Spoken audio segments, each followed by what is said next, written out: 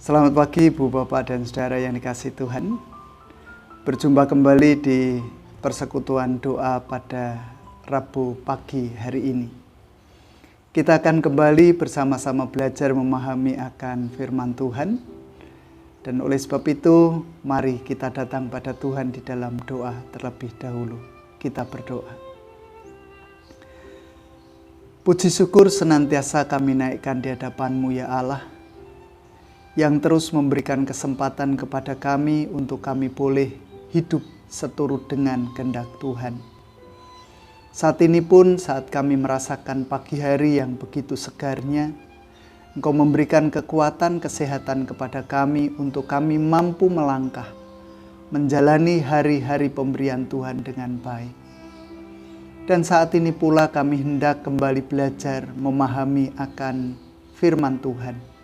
Biarlah Tuhan sendiri yang membuka mata batin kami, telinga kami boleh mendengar, hati kami boleh merasakan, hidup kami boleh melakukan apa yang Engkau kehendaki. Hamba-Mu yang hendak menyampaikan firman, biarlah Tuhan pakai mulut, bibir, lidah, dan pemikirannya untuk boleh berkata-kata seturut dengan kehendak Tuhan sendiri. Menyerahkan waktu ini sepenuhnya ke dalam tangan kuasa Tuhan, dan hanya di dalam nama Tuhan kami Yesus Kristus kami berdoa. Amin. Ibu, Bapak, Saudara yang dikasihi Tuhan, saat ini kita akan belajar dari Matius 27 ayatnya yang ke-46. Matius 27 ayatnya yang ke-46. Demikian. Kira-kira jam 3 berserulah Yesus dengan suara nyaring. Eli, Eli, lama sabachthani. Artinya, Allahku, Allahku, mengapa engkau meninggalkan aku? Karena hanya satu ayat akan saya ulang. Kira-kira jam 3 berserulah Yesus dengan suara nyaring. Eli, Eli, lama sabachthani, yang artinya, Allahku, Allahku, mengapa engkau meninggalkan aku? Dan bagian yang terakhir ini menjadi tema kita pada pagi hari ini. Allahku, Allahku, mengapa engkau meninggalkan aku? Ibu, Bapak, Saudara yang dikasihi Tuhan. Coba kalau kita mendengar apa yang diungkapkan oleh Tuhan Yesus, seruan Tuhan Yesus di atas kayu salib ketika itu. Coba ayo kita membayangkan, kita berada di sana. Kita bersama-sama dengan Yesus. Kita memandang Yesus yang berada di dalam penderitaannya. Apa yang kita rasakan? Saudara-saudara, kadang ketika kita melihat kecelakaan di jalan, kita merasa miris.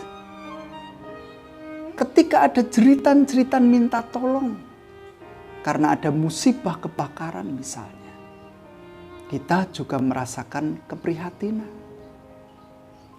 Lalu bagaimana pada saat kita hadir, pada saat kita ada di tempat di mana Tuhan Yesus tergantung, di mana Tuhan Yesus tersalib dengan kedua tangannya dipaku, kakinya dipaku, dengan tubuh yang penuh dengan luka.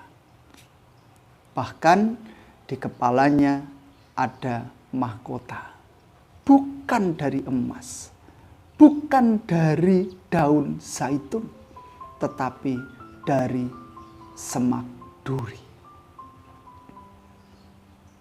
Apakah kita merasakan kesukacitaan melihat itu? Atau sebaliknya, kita merasakan perih getir penderitaan yang juga dialami oleh Tuhan Yesus. Mungkin kita juga membayangkan seandainya kita berada pada posisi Tuhan. Apa yang kita rasakan? Kemungkinan kita sudah tidak kuat menanggung beban derita yang begitu luar biasa. Dan itulah yang saat itu dirasakan dan dialami oleh Tuhan Yesus. yang sering kali juga menjadi pergumulan banyak orang yang tidak mengenal Tuhan Yesus. Bahkan seringkali diperdebatkan di berbagai macam pertemuan. Karena bagaimanapun juga ayat ini bagian terakhir tentu ditanggapi sebagai seorang Allah yang akan mati. Bagaimana dengan Allah yang lain? Artinya ada dua Allah. Kalau Allah anak mati, apakah Allah Bapa juga mati? Dan seterusnya. Tetapi kita patut meyakini bahwa inilah kekristenan. Inilah keyakinan kita. Bahwa di dalam diri Yesus ada kealahan 100% dan kemanusiaan 100%. Allah menghukum manusia, bukan menghukum Allah. Sehingga di posisi yang sekarang ini terjadi, Tuhan Yesus mengalami penyalipan, mengalami penderitaan. Sisi kemanusiaannya lah yang berbicara. Dan kalau kita memperhatikan benar-benar teriakan yang dilantunkan, saya katakan, diteriakkan oleh Yesus dengan alamat yang jelas. Karena di sana dikatakan, Allahku, Allahku, mengapa engkau meninggalkan aku? Pertanyaannya, mengapa Tuhan Yesus meneriakkan itu kepada alamat Allah? Apakah lalu Tuhan Yesus sudah kehilangan pengharapan akan kasih setia Allah? Saya katakan, iya saudara. Sebagai manusia 100% yang harus memikul tanggung jawab yang besar, berhadapan dengan hukum Allah, yang lalu akhirnya menimbulkan penderitaan di dalam hidupnya, yang penderitaan itu tidak ringan. Kalau kemarin di hari Minggu, kita bersama-sama diajak untuk menggumuli sebuah tema Wantun Nandang Sang Sora. Ya, Yesus berani menanggung derita. Tetapi bukankah kalau kita melihat sisi kemanusiaannya yang 100%, ketika berhadapan dengan penderitaan, saya katakan kemarin, kita sering sambat ketimbang mengucap syukur atas setiap kondisi yang terjadi.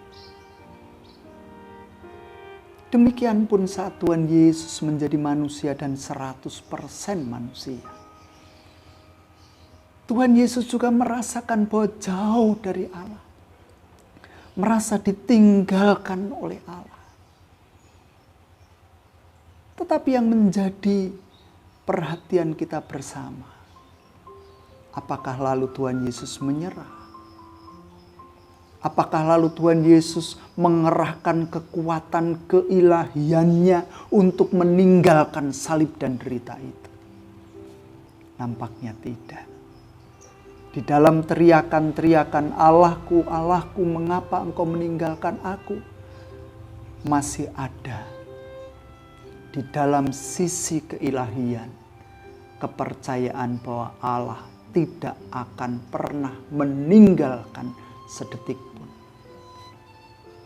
Karena bagaimanapun juga Allah itu pengasih dan penyayang. Allah ada di dalam setiap derita. Allah ada di dalam setiap pergumulan. Allah senantiasa menopang. Dan nampaknya kalau kita perhatikan saudara, bukan hanya sekedar ketika Allahku, Allahku, mengapa engkau meninggalkan aku. Tetapi pada akhirnya, pada titik puncaknya Tuhan mengatakan, sudah selesai. Artinya, Tuhan Yesus sanggup melewati semuanya dengan baik pada sesi yang pertama. Tuhan Yesus berani berhadapan dengan maut, dengan derita. Tuhan Yesus tidak pantang menyerah. Pantang menyerah. Tuhan Yesus terus maju. Tuhan Yesus sanggup melakukan semuanya dengan baik. Lalu bagaimana dengan kita, saudara? Ketika kita merasakan penderitaan yang begitu sangat, yang begitu luar biasa, yang kalau kita perhitungkan sebagai manusia, tentu jauh dari apa yang dirasakan oleh Tuhan Yesus ketika itu. Kalau kita mengatakan Tuhan Yesus kan Tuhan, saya manusia biasa, saya penuh dengan kelemahan. Bukankah Tuhan Yesus juga manusia 100%, saudara? Tuhan Yesus sanggup melakukan itu. Bahkan percayalah ketika Tuhan Yesus mempercayakan tanggung jawab tugas panggilannya kepada Tuhan. Tuhan Yesus meyakini bahwa Allah tidak pernah meninggalkan dia. Itu artinya ketika kita mengalami banyak penderitaan di dalam kehidupan ini, seberat apapun, teriakan Allahku, Allahku, mengapa engkau meninggalkan aku, tidak perlu kita gaungkan. Kita tinggal memandang salib itu. Karena di sana sebenarnya penderitaan, keprihatinan, duka cita yang begitu luar biasa sudah dipakukan bersama dengan Yesus. Yesus sudah menanggung derita kita. Oleh sebab itu, mari kita membuka hati, mencoba untuk peka, mencoba untuk melihat banyak karya, terlebih karya kasih Tuhan dalam kehidupan kita. Tuhan terus ada kok untuk kita. Kita menderita tidak sendirian, kita tidak ditinggalkannya. Ayo terus semangat, ayo terus maju, hadapi setiap tantangan. Karena semuanya kita lalui bersama-sama dengan Dia yang memberi kekuatan dan kemampuan kepada kita. Tuhan memberkati kita. Amin. Bersama-sama kita datang pada Tuhan di dalam doa, kita berdoa. Puji syukur kalau pagi hari ini Engkau memperingatkan kami, untuk kami selalu ingat bahwa Engkau tidak pernah meninggalkan kami sedetik pun. Sebagaimana seruan Tuhan Yesus di dalam penderitaannya di kayu salib. Demikian pun kami ya Tuhan. Kami mengalami derita, tetapi kami juga percaya bahwa Engkau tidak pernah meninggalkan kami dalam kondisi apapun juga. Engkaulah yang melawat kami. Engkaulah yang mengangkat setiap derita dan beban kami. Engkaulah yang mengatasi setiap persoalan yang harus kami hadapi. Oleh sebab itu kami hendak serahkan setiap pergumulan kehidupan kami ke dalam genggaman tangan kuasa Tuhan. Setiap usaha kami, setiap upaya baik kami, setiap etiket baik kami, Tuhan berkati. Demikian pun apa yang dilakukan oleh anak-anak pemberian Tuhan di minggu-minggu ini, saat mereka menghadapi ujian sekolah, menghadapi tryout, menghadapi SBMPTN, menghadapi ujian mandiri. Tuhan, Engkaulah yang memberikan anak-anak itu kepada kami. Engkaulah yang memberikan tugas kepada kami untuk merawat mereka, untuk mendidik mereka, untuk mengarahkan mereka takut akan Tuhan. Bahkan bersandar penuh pada Tuhan. Oleh sebab itu kami hendak menyerahkan anak-anak kami ke dalam genggaman tangan kuasa-Mu. Tuhan terus akan menopang kehidupan mereka. Tuhan memberikan jalan yang terbaik untuk mereka. Perjuangan mereka tidak akan pernah sia-sia. Demikian pun dengan kami orang tua. Engkau ajar kami bijaksana. Engkau ajar kami taat, mengikuti teladan Tuhan. Sehingga Engkau memampukan kami mendampingi anak cucu pemberian Tuhan dengan baik. Bapa di dalam surga, berdoa juga untuk gereja-gereja yang bergumul dengan imannya, bergumul dengan ketaatannya, bergumul dengan kesaksiannya. Ada banyak tantangan yang harus dihadapi. Terlebih intoleransi di Indonesia belumlah purna. Engkau akan menolong. Engkau sendiri yang akan melembutkan hati setiap orang yang mencoba untuk merobohkan kebinekaan di Indonesia. Kami percaya bahwa Engkau sendiri yang terus-menerus ada bagi dan untuk kehidupan gereja. Demikian pun dengan apa yang dilakukan oleh pemerintahan bangsa kami, ya Tuhan. Kami tahu Engkau campur tangan di dalamnya, sehingga setiap permasalahan yang harus diselesaikan oleh pemerintahan bangsa kami, boleh mereka lakukan dengan baik. Tetap memohon berkat Tuhan, pelaksanaan vaksin untuk COVID-19.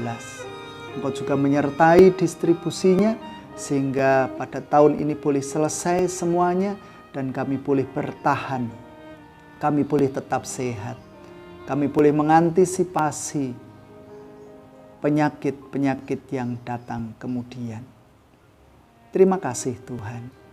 Menyerahkan kehidupan keluarga kami masing-masing ke dalam genggaman tangan kuasa-Mu. Demikian pun apa yang hendak kami mohon secara pribadi.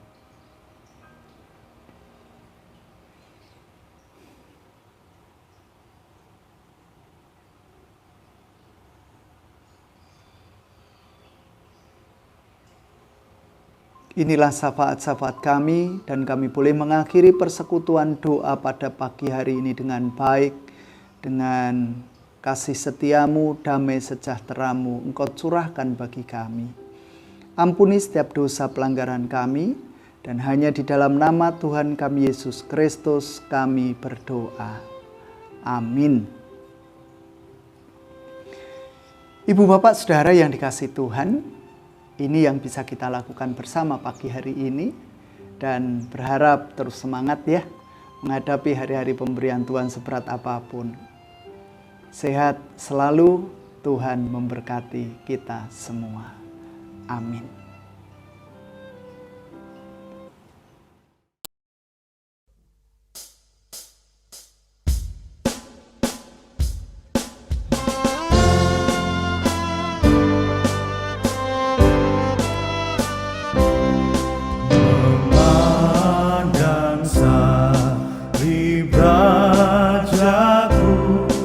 Yang